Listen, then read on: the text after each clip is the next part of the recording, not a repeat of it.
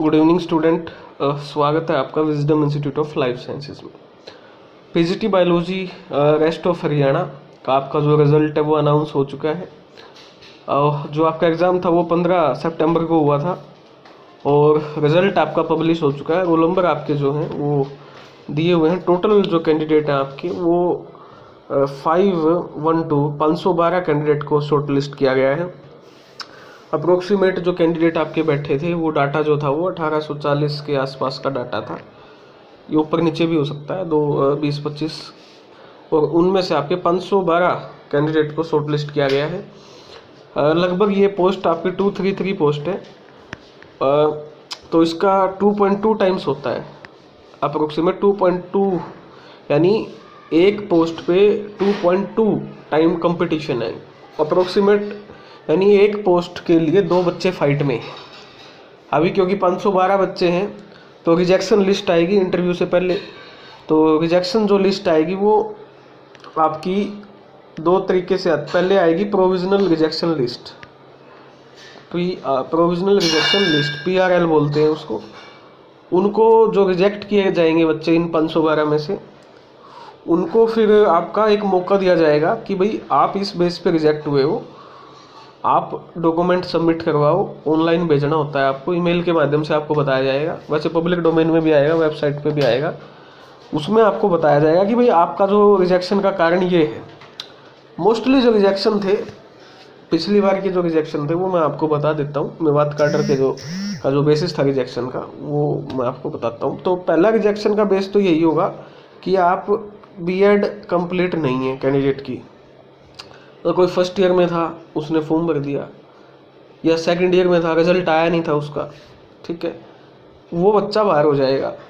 हाँ, B.Ed second year का result आया हुआ है लेकिन डिग्री नहीं है आपके पास, तो वो उसको कोई दिक्कत नहीं, वो रिजेक्ट नहीं होगा। डिग्री तो कोई दिक्कत नहीं है, आपके पास DMC है, DMC होना ज़रूरी है आपके पास। अगर किसी के पास DMC नहीं है, रिजल्ट आया हुआ है, तो आप तब तक अपनी जो प्रोविजनल DMC है यूनिवर्सिटी, जिस भी यूनिवर्सिटी से की वहाँ से बन जाएगी, तो भी आप रिजेक्ट नहीं होगी।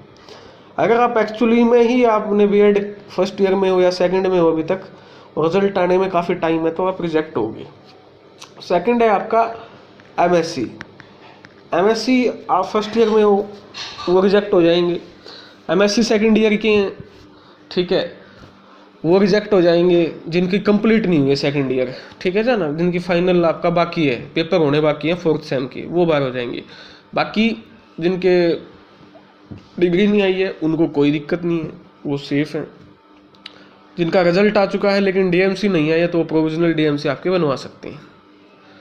सेकंड कारण ये होगा। थर्ड कारण एटस्टेट होगा।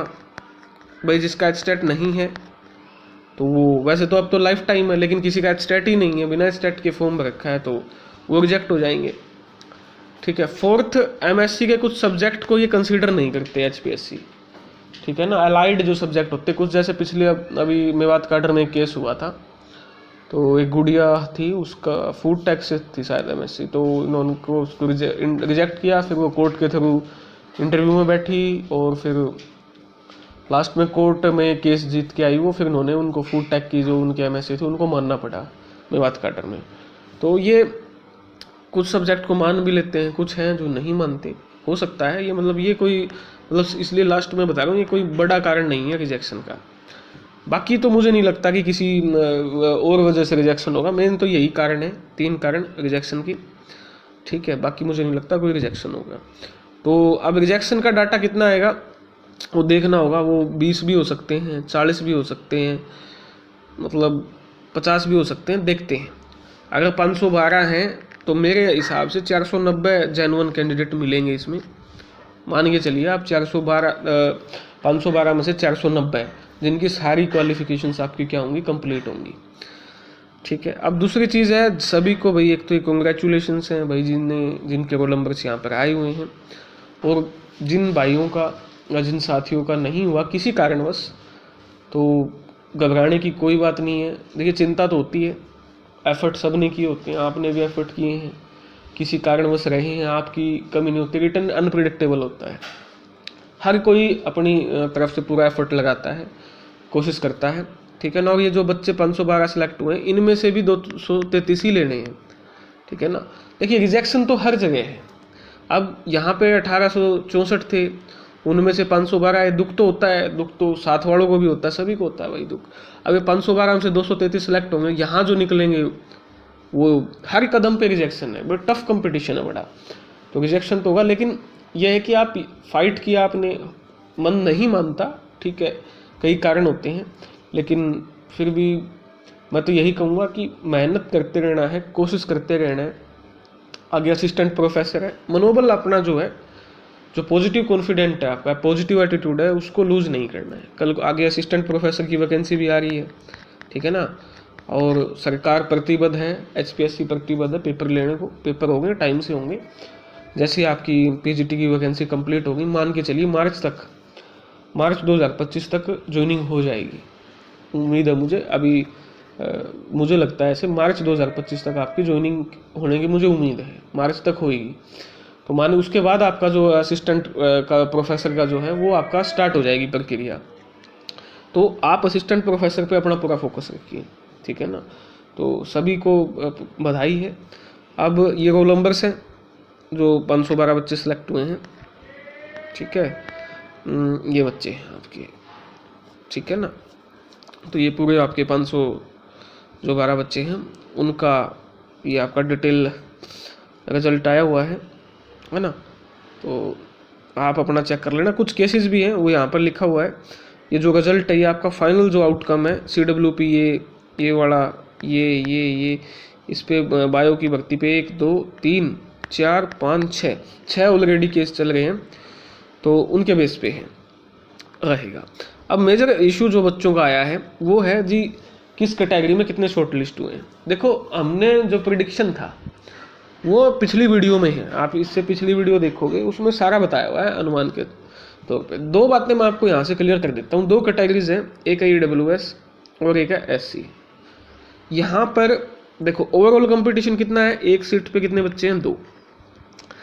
मुझे नहीं लगता, मेरा पर्सनल मानना है, ठीक है, और जो पिछला मेवात काडर की जो वैकेंसी भर्ती को पूरे अच्छे तरीके से गौर से देखा है, मेरा मानना है, पर्सनल मेरा मानना है कि इन 2 कैटेगरी में नील कंपटीशन है। यानी एक सीट पे, चलो मैं ज़्यादा हायर वैल्यू को मान के चलूँ तो 1.4 तक ही कंपटीशन हो सकता है एक सीट पे। और मेरा खुद का मानना है कि यहाँ एक सीट पे एक ही कैंडिडेट का कंपटीशन होगा। मतलब ईजिली EWS SC का कोई बच्चा है, ईजिली आपकी उसको नौकरी मिलेगी, ठीक है ना, ईजिली, बड़े आराम से। बस अपने पे विश्वास रखना है, इतना सा आपको काम करना है। अब रही बात कि भाई देखिए 1800 प्लस बच्चों का स्क्रीनिंग हुआ है, उसका रीज़न HPSC देगी, कॉम्पिटेंट बॉडी है, बच्चे ज़्यादा क्यों लिए, ठीक है ना। अब वो मैंने पहले भी कारण बताया था, हो सकता है कि कोर्ट केस कोई कारण हो, क्योंकि अपनी पॉलिसी तो HPSC बैंड नहीं करेगी। पॉलिसी के हिसाब से तो कम बच्चे होने थे, लेकिन हो सकता है आपके ये हो कि भाई कोर्ट केस के थ्रू आए हो बच्चे, कुछ ना कुछ तो मिलेगा, उसका जवाब HPSC देगी। दूसरा, मार्किंग से कुछ बच्चे असंतुष्ट हैं, बिल्कुल हो सकते हैं। एज ए स्टूडेंट मैं भी हो सकता हूँ, हुए हम, ऐसा नहीं है कि नहीं हुए, ठीक है ना। जब सिलेक्शन आपका रह जाता है तो सभी को असंतुष्ट होने का हक है, क्वेश्चनिंग करने का हक है अपने आप से भी, है ना। मेजर तो अपने आप से ही होगी ना क्वेश्चनिंग, क्योंकि और से तो हो नहीं सकती, तो अपने आप से ही होगी। और होता है 1 नंबर से, आप हाफ नंबर से, मतलब देखिए सिचुएशन तो टफ है। अब इसमें कई बच्चे 14 क्वेश्चन 15 क्वेश्चन लिख के आए हैं, वो कह रहे हैं जी हमारा नहीं हुआ, बिल्कुल मानता हूँ मैं। कई बच्चे 9-10 क्वेश्चन भी करके आए हैं, उनका सिलेक्शन है। अब वही है ना, आपका एग्जामिनर कौन थे, किस माइंडसेट से चेक हुआ है, क्या पैरामीटर्स थे। चेकिंग के भी पैरामीटर्स होते हैं, कंटेंट भी देखा जाता है। हर टीचर, हर कमेटी, अब कितनी कमेटियाँ बैठी हैं चेकिंग के लिए ये किसी को नहीं पता, है ना। किस कमेटी के पास कौन, मतलब ये वेरी, मतलब एक बारीक चीज़ें हैं। हम इस पर सोचने बैठेंगे तो कितना ही सोच लो, लेकिन मोटा मोटी बात यही है कि भाई संतुष्ट हम हो सकते हैं। किसी बच्चे हैं, सभी के पास कानूनी आपके अधिकार हैं, स्वागत योग्य है। हाँ, 1800 बच्चे प्लस बच्चों का पेपर क्यों है, इसका स्पष्टीकरण आना चाहिए, हम डिमांड भी करते हैं और उम्मीद है HPSC इसका स्पष्टीकरण देगी। अब इंटरव्यू शेड्यूल आया है, उसका भी मैं डिस्कस कर लेता हूँ आपको, ठीक है। इंटरव्यू जो शेड्यूल है आपका वो HPSC ने डाल दिया है। तो सबसे पहले आपके जो इंटरव्यू हैं 27 अक्टूबर से इंटरव्यू शुरू हो जाएंगे आपकी। तो सबसे पहले जो मधुबन में आपके FSL डिपार्टमेंट में SSO की पोस्ट निकली हुई है उनके इंटरव्यू चलेंगे। उसके बाद साइकोलॉजी का अलग अलग सब्जेक्ट के हैं। बायो का हमको कंसर्न किससे है? बायो से। तो बायो का जो इंटरव्यू है वो आपका ये रहा। बायो का जो इंटरव्यू है वो आपका 2 दिसंबर से स्टार्ट होगा। बिल्कुल ठंड में आपका इंटरव्यू स्टार्ट होगा और 2 से लेकर 6 तक चलेगा, यानी 5 दिन बायो का इंटरव्यू होगा और 2 शिफ्टों में इंटरव्यू होता है, आपको पता ही है। ठीक है, एक मॉर्निंग शिफ्ट होती है, एक इवनिंग शिफ्ट होती है। तो मान लो 500 बच्चों का 5 दिन इंटरव्यू है, तो वो मान के चलिए 500 बच्चे इंटरव्यू देंगे। ये मान के इसलिए इन्होंने 5 दिन रखा है। तो एक दिन में 100 बच्चों का इंटरव्यू होगा, ठीक है ना।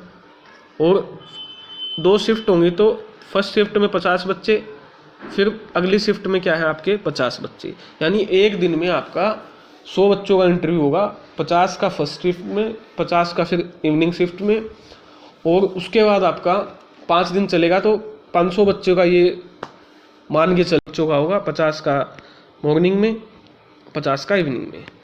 इंटरव्यू की वीडियो आपकी आ जाएगी, अच्छे से बता देंगे। और इंटरव्यू जिन बच्चों का सिलेक्टेड है मेवात काडर में, उनके 3-4 इंटरव्यू ऑलरेडी रिकॉर्डेड हैं। ठीक है, इंटरव्यू रिकॉर्ड कर लिए गए हैं आप सभी बच्चों के लिए, ताकि जो नए बच्चे हैं, खासकर जो इंटरव्यू पहले ही दे चुके हैं किसी एग्ज़ाम का या PCS का या IAS का, उनको तो देखो ज़रूरत भी नहीं है। लेकिन जो नए बच्चे हैं जो फर्स्ट टाइम इंटरव्यू देंगे, उनके लिए हमने जो ऑलरेडी सिलेक्टेड बच्चे हैं 3-4, वो रियल आपको सिचुएशन बताएंगे। उससे पहले मैं ब्रीफिंग आपको, जो नेक्स्ट वीडियो आएगी उसमें मैं आपको ब्रीफिंग दे दूंगा कि भाई कैसे क्या इंटरव्यू, मतलब एंट्री पॉइंट से लेके क्या क्या मतलब क्या होता है। और नेक्स्ट वीडियो आएगी, उसको कल या परसों डाल देंगे। ठीक है, तो इंटरव्यू के लिए ईमानदारी से बताऊं, इंटरव्यू की कोई प्रिपरेशन नहीं होती, कोई पैसे आपको वेस्ट करने की ज़रूरत नहीं है। फिर भी आपका मन नहीं मानता है तो इंडिविजुअल आप अपने डिसीजन लेने हुए। बाकी इंटरव्यू में कोई आपकी प्रिपरेशन की ज़रूरत नहीं है। बड़ी ईमानदारी से, सादगी से आपको वो इंटरव्यू देना होता है। ठीक है, और कोई उसमें हरियाणा जी के नहीं पूछते। ठीक है भाई, कोई पैडागोगी नहीं पूछते।